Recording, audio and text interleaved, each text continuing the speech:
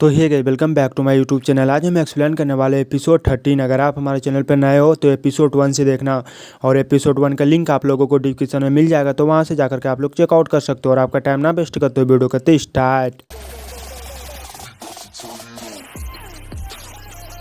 तो एपिसोड की शुरुआत में हम देखते हैं कि मीशू को जो है वहाँ से कैसे भी करके निकाल देता है और फिर दरवाजे को जल्दी से बंद करता है। और बंद करने के बाद जो है यूकॉन को बहुत ही ज़्यादा तड़पने लगता है दर्द के मारे। तो मीशू उधर आने के बाद कहने लगती है कि तुम बहुत ही ज़्यादा बेवकूफ़ है, तुम्हें कोई भी फ़र्क नहीं पड़ता है कि मैं तुम्हारे पास हूँ या नहीं। और फिर खड़ी होकर के कहने लगती है कि मैं तुमसे बहुत ही ज़्यादा नाराज़ हूँ। और हमें फिर सुबह का सीन दिखाया जाता है, जहाँ पर हम देखते हैं कि यू जो है माउदे से कह रहा होता है, आज सुबह मैं बाज़ार गया था जांच करने के लिए, लेकिन सभी दुकानदार से पूछा तो उन लोगों ने कहा कि मैं इस कपड़े को नहीं जानता हूँ। और फिर उस कपड़े को जो है माउदे को दे देता है और माउदे से कहता है कि जब आप महल जाओगे तो वहाँ पर नौकरानी से भी पूछताछ कर लेना। तो माउदे कहता है ठीक है, मैं सब कुछ पता कर लूँगा। और हम फिर यहाँ पर देखते हैं कि मीशू जो है बैठ करके दवाई बना रही होती है। तो यू कहता है कि मैंने सुना है कि सम्राट ने आज आपको राजकुमारी की शादी के बारे में बात करने के लिए बुलाया है महल। और यह बात सुनने के बाद जो है मीशू जल्दी से खड़ी हो जाती है और कहती है शादी। तो हमारा सीन चेंज होता है और हम फिर यहाँ पर देखते हैं कि मीशू जा रही होती है और यह बड़बड़ा भी रही होती है, चलो देखते हैं कि किस तरह की मंगनी है। तभी मीशू के सामने में वही नौकरानी आ जाती है। तो नौकरानी कहती है नमस्ते। तो मीशू सोचने लगती है घुसपैठियों की जिस तरह से शरीर से खुशबू आ रही थी ना, तो उसी की तरह इनके शरीर से भी खुशबू आ रही है।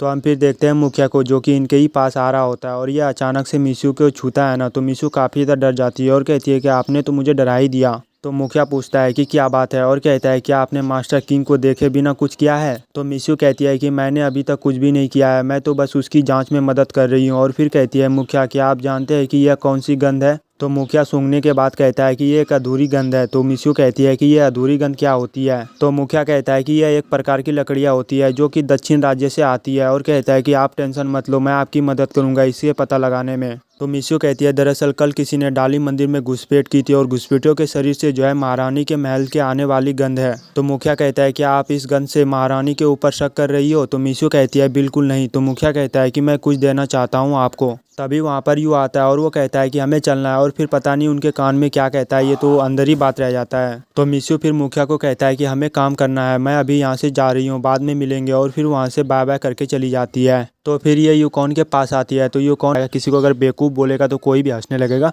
तो अपने मुंह पर जो हाथ रख करके ये मन में हंसने लगता है। तो यूकॉन कहता है कि मैं राजकुमारी से शादी नहीं करना चाहता हूँ, तुम अखामखा परेशान हो रही हो। और यह बोल करके जो है यूकॉन मतलब बगल में हो जाता है। तो यू बताता है कि सम्राट ने सच में मुझे बताया था कि राजकुमारी की शादी जो है यूकॉन के साथ होगा, और मुझे राजकुमारी की शादी के बारे में बात करने के लिए माउदे के पास आया था मैं, लेकिन उनसे शादी माउदे नहीं करेगा, लेकिन पड़ोसी राज्य का एक मोहमिन के साथ उनकी शादी होगी। तो मीशू कहती है अगर ऐसी ही बात थी तो आपने मुझे पहले क्यों नहीं बताया, मैं आखामखा यूकॉन को गलत समझ रही थी। तो हम फिर यहाँ पर देखते हैं कि रानी जो है आई हुई होती है मुखिया के लिए दवाई लेकर के, और रानी उसे पीने के लिए कहती है दवाई। तो मुखिया कहता है कि इसे यहीं पर ही छोड़ दो, मैं इसे बाद में पी लूँगा। और फिर जो है माँ को बैठने के लिए कहती है वहाँ पर। तो बैठने के बाद उनकी माँ पूछती है कि आप बहुत ही ज़्यादा दुखी लग रहे हो, क्या बात है, आप मुझसे नाराज़ हो। तो मुखिया फिर दोनों हाथ को जोड़ लेता है और कहता है कि मेरी हिम्मत नहीं है आपसे नाराज़ होने की। तो उसकी माँ कहती है कि मैंने सुना है कि तुम्हारे उनके साथ एक अच्छे संबंध है, क्या ये सच बात है। अभी ये किनके बारे में बात कर रही है हम लोगों को आगे मतलब पता चल जाएगा।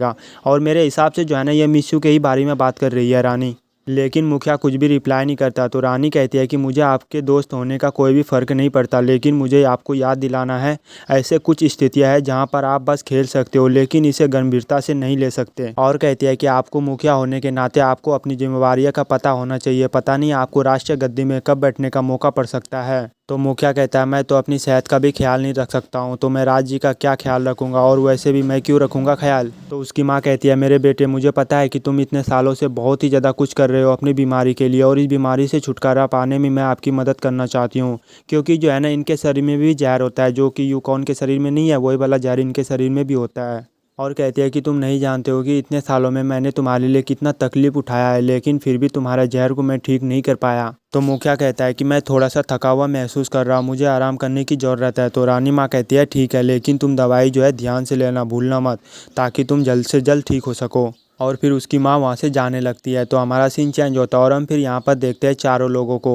तो जियू फिर जा करके माओदे को दवाई देती है। तो जैसे ही पीने की कोशिश करता है ना, तो तीनों मिल करके जो है उसे घूरने का हिला करके कहता है कि नहीं, और फिर जियू भी अपना शकल को हिला करके कहती है नहीं, मतलब ये सब जो है ना अपना शकल को हिलाती है। तो यूँ कहता है कि माओदे, मैंने बरसों से इंतजार किया, अब अंत में आपका जहर से मुक्त होते हुए मैं देखना चाहता हूँ, और मैंने आपको आदेश का पालन नहीं किया तो इनके लिए सॉरी। मतलब ये चाहता है कि आपका जहर कैसे आपके शरीर से ख़त्म होता है ना, तो वो मैं देखना चाहता हूँ।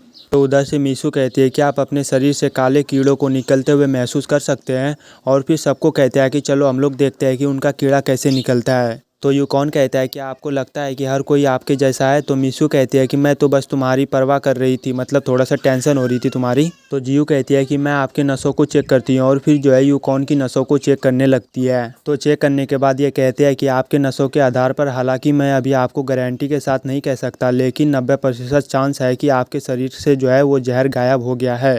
तो ये सब सुनने के बाद जो है ये सब, मतलब जितने भी लोग होते हैं वहाँ पर, जितने क्या 4 ही लोग तो आई है, तो वो तीनों जो है ताली मारने लगता है और मतलब काफ़ी ज़्यादा खुश हो जाता है। और मिस्यू माओदे से कहने लगता है कि आज रात जो है हम लोगों को ड्रिंक कर सकते हैं।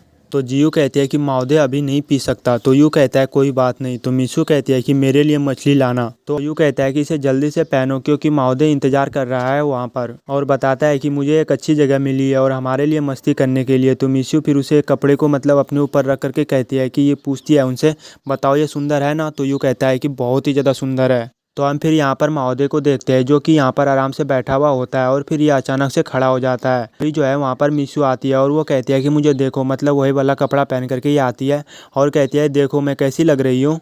तो यूँ कहता है कि साधारण। तो मिशू फिर घूमती है और घूमने के बाद कहने लगती है कि फिर से मुझे देखो मैं कैसी लग रही हूँ, मतलब बहुत ही ज़्यादा अंदर ही अंदर खुश हो रही है। ये अपने आप को जो है ना मतलब ऐश्वर्या राव समझ रही है कि मुझे देखो मैं कितना ज़्यादा क्यूट लग रही हूँ। लेकिन यूकॉन नहीं देखता है और फिर जा करके वहाँ पर बैठने लगता है। तो मिशू कहती है कि मैंने आपके लिए तैयार होने में बहुत ही ज़्यादा समय लगाया, फिर भी आप मुझे नहीं देख रहे हो। लेकिन यूकॉन जो है कुछ भी रिप्लाई नहीं करता और फिर वहाँ पर बुक को पढ़ने लगता है। तो मिशू फिर उंगली को दिखा करके कहती है कि तुम सच में रोमांटिक नहीं हो। और हमारा एपिसोड जो है यहीं पर ही ख़त्म हो जाता है। आगे का भी एपिसोड देखने के लिए आप हमारे चैनल को सब्सक्राइब कर सकते हो, क्योंकि आप लोग जो है ना कुछ दिनों से सब्सक्राइब नहीं कर रहे हो। तो मुझे पता है कि आप लोग वीडियो देख रहे हो बट आप लोग सब्सक्राइब नहीं कर रहे हो, तो प्लीज़ यार सब्सक्राइब भी कर दिया करो, ठीक है। और पूरा वीडियो देखने के लिए दिल से लव यू, और मिलते हैं फिर नेक्स्ट वीडियो में, तब तक के लिए बाय बाय।